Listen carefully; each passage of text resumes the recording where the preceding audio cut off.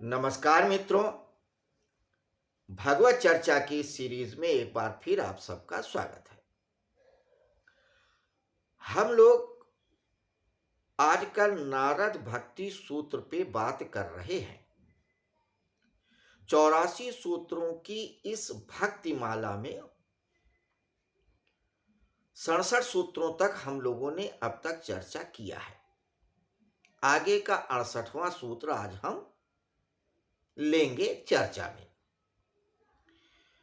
Revision के लिए एक बार फिर बता दें, इन 84 सूत्रों को 5 भागों में बांटा जा सकता है, जिसमें पहले सूत्र से लेके 14वें सूत्र तक नारद मुनि ने भक्ति के महत्व को बताया। सर्वप्रथम वो ये बता रहे हैं कि भक्ति का महत्व क्या है, भक्ति क्यों की जाए, क्यों लोग करते आए हैं। क्योंकि जब तक किसी चीज की हमें उपयोगिता नहीं मालूम होगी तो हम उस पर ध्यान भी नहीं देंगे। जरूरत क्या है।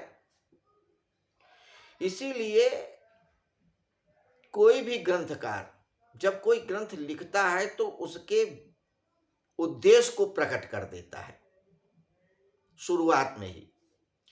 नारद मुनि ने भी यही किया। 14 सूत्रों में भक्ति के महत्व को बताया, दर्शाया कि भक्ति है क्या और इसका महत्व क्या है। फिर 15वें सूत्र से 33वें सूत्र तक भक्ति की परिभाषा पे बात किया कि किन किन आचार्यों ने क्या क्या कहा। व्यास मुनि ने क्या कहा, सांडिल मुनि ने क्या कहा, गर्गाचार्य ने क्या कहा और स्वयं नारद मुनि क्या परिभाषा देते हैं, ये बात बताई। फिर 34वें से लेके 50वें सूत्र तक भक्ति के साधन को समझाया कि भक्ति को साधा कैसे जाए। ठीक है, भक्ति का महत्व हम समझ गए, परिभाषा भी जान गए, पर भक्ति हम साधे कैसे, करें कैसे, उसको विस्तार से बताया। 50वें सूत्र तक 34 से लेके फिर 51वें सूत्र से लेकर के 73वें सूत्र तक भक्ति के प्रकार पे बात किया। और इस पे बात करते हुए उन्होंने कहा 2 प्रकार की भक्ति है। नारद मुनि ने जो कैटेगराइज किया, एक शुद्ध भक्ति और एक मिश्रित भक्ति। शुद्ध भक्ति वो है जिसमें भक्त सिर्फ और सिर्फ परमात्मा को ही भजता है, सुनता है, बात करता है और उसी के भजन कीर्तन मनन चिंतन में लगा रहता है, वो शुद्ध भक्ति है। मिश्रित भक्ति है जिसमें भक्त संसार का भी कार्य करता है और संसार की भी कामना करता है और फिर भगवान की भी कामना करता है। भौतिक सुख समृद्धि, संसार की सुख समृद्धि की कामना प्रथम है, भगवान गौण है।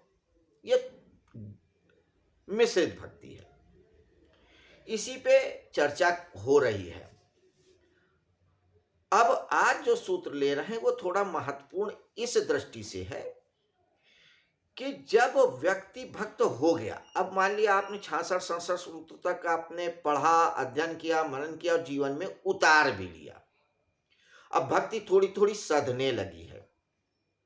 तो भक्त जिसकी सधने लगी है, भक्त हो गया है, अब उसका क्या आचरण रहता है, उसका क्या क्रियाकलाप रहता है, उसके लक्षण क्या है, उस पे इस सूत्र पे बात करते हैं। तो इस सूत्र से एक तो ये पता लगता है कि जब भक्ति सध जाती है तो भक्त का आचरण कैसा होता है। दूसरी बात ये पता लगती है कि जब तक आपके अंदर ये लक्षण नहीं है तब तक आप भक्त अपने आप को मत समझो, भक्ति को अभी साध रहे हो। बार बार हम लोगों ने ये बात समझी है कि सिर्फ अगरबत्ती सुलगाना, आरती गा लेना, ब्राह्मणों को जिमा देना, थोड़ा बहुत दान कर देना ही भक्ति नहीं है। भगवान इन सब चीजों को मानते तो हैं, समझते तो हैं, मगर उसका महत्व तो नहीं है। वो भाव के भूखे हैं। भाव, बस आप उनको अपने मन प्राण से भजो, यही महत्वपूर्ण है। बाकी तो सब भगवान देख लेंगे, सब देख लेंगे। कहते हैं माम एकम शरणम गच्छामि, मेरी शरण में आ जाओ, मैं तुम्हारा कुशलोक्षेम देखूंगा, चिंता ही मत करो।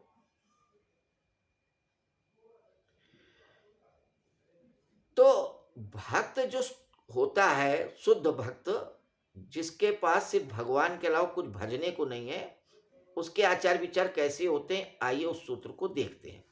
सूत्र कहता है 68वां, कंठावरोधो कंठारोधा माश्रुभि परस्परम लपमाना पावयंती कुलानि पृथ्वीम चा। कंठा अवरोध रोमा अश्रुभि, कंठा अवरोध रोमा अश्रुभि परस्परम लपमाना। कंठा अवरोध, भक्त जब भक्ति में डूब जाता है उसका कंठ अवरुद्ध हो जाता है, कहना कुछ और जाता है, चाहता है, कह कुछ और पाता है, जो मन में भाव है वो व्यक्त ही नहीं हो पा रहे हैं। अक्सर आपने देखा होगा, जब कोई व्यक्ति बहुत भावुक हो जाता है, दुखी हो जाता है, खुश हो जाता है, आश्चर्यचकित हो जाता है, तो जो कहना चाहता है वो कह ही नहीं पाता। और जब दुख में होता है या किसी के प्रेम में होता है तो उसका कंठ अवरुद्ध हो जाता है, रुदन के मारे आंसू झरने लगते हैं और वो बोल ही नहीं पाता। तो जो शुद्ध भक्त है जब पूर्ण भावावेश में होता है तो क्या कहना चाहता है वो बोल ही नहीं पाता। आप भगवत गीता पढ़ेंगे ना तो 11वें अध्याय में जब भगवान अर्जुन को अपना विराट स्वरूप दिखा चुके होते हैं और अर्जुन को सब कुछ बता चुके होते हैं, तब अर्जुन भगवान की प्रार्थना करते हैं। और जब प्रार्थना करते हैं तो वो क्या बोलना चाहते हैं और क्या नहीं बोलना चाहते हैं उसमें कोई संगति नहीं रहती।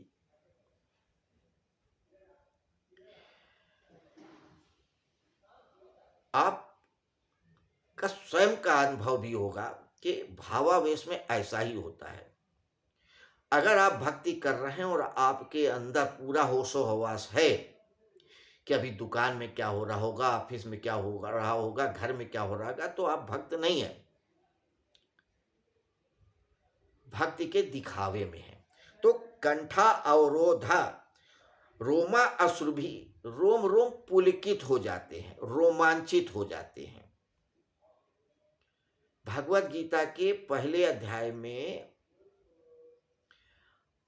अर्जुन जब सरेंडर करते हैं तो ठीक उसके पहले भक्ति या उनके प्रति जो भाव होता है उससे उनके कहते हैं कि मेरे रोम भी